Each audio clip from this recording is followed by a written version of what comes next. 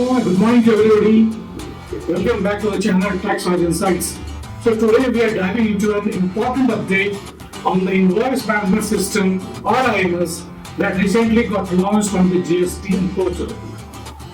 So if you are a taxpayer or a business owner, this new system may affect you. So now let us break it down into simple steps so that you can stay on top of your invoices and taxes hassle-free. So now let us get started. So what is the invoice management system or IMS? Starting in October 2024, the IMS was introduced as an optional tool on the GST portal. It lets recipients of invoices review and manage the invoice that the suppliers have uploaded on the portal. For each invoice, recipients have got three options. They can choose to either accept it, reject it, or take no action, keep it pending. So those invoices and which goods have not yet been received or the recipient is not sure, they can keep it pending to come back to them later on. So these actions are done through forms like GSTR1, GSTR1A, or IFF. So how it works with GSTR2B and 3B. So let us have a look. Let us see. So here is the code part. The actions you take on IMS will impact your tax credit you are eligible for in your GSTR2B, which is generated on the 14th of the following month.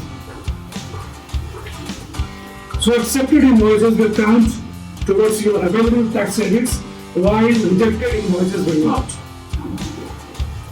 So on top of that, the system will auto-fill part of your GSTR3B for you based on your records in GSTR1, GSTR1A and GSTR2B.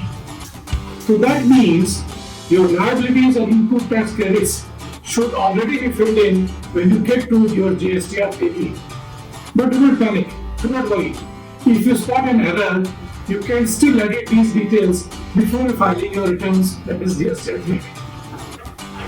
So what are the possible mistakes in the initial phase?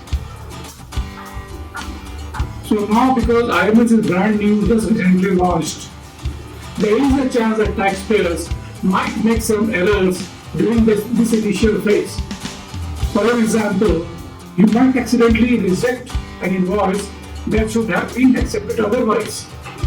So if that happens, it can affect the tax credit liabilities auto-filled into GSTR2B and GSTR3B.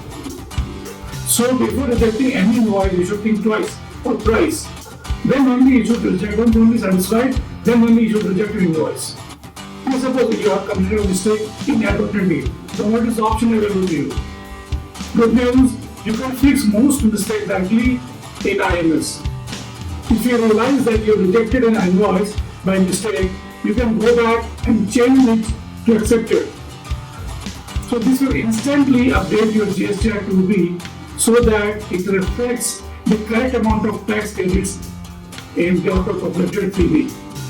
So you can do this anytime before you submit your GSTR2B for that particular period.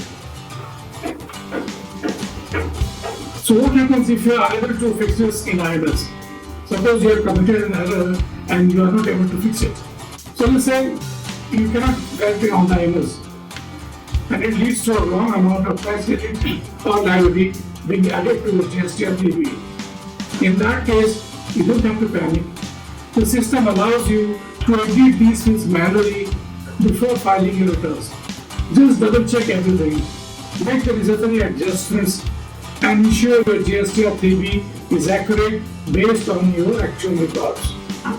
So, to sum it up, during this early phase, make sure to double check any action you take on IMS, especially if you are rejecting an invoice, I repeat.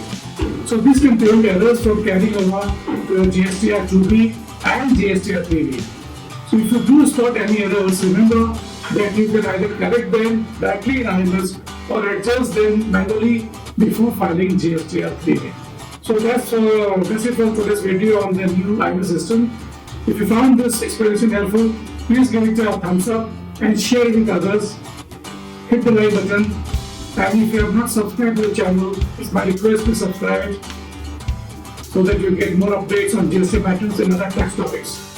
Thank you for watching and see you in the next video. Take care. Bye-bye.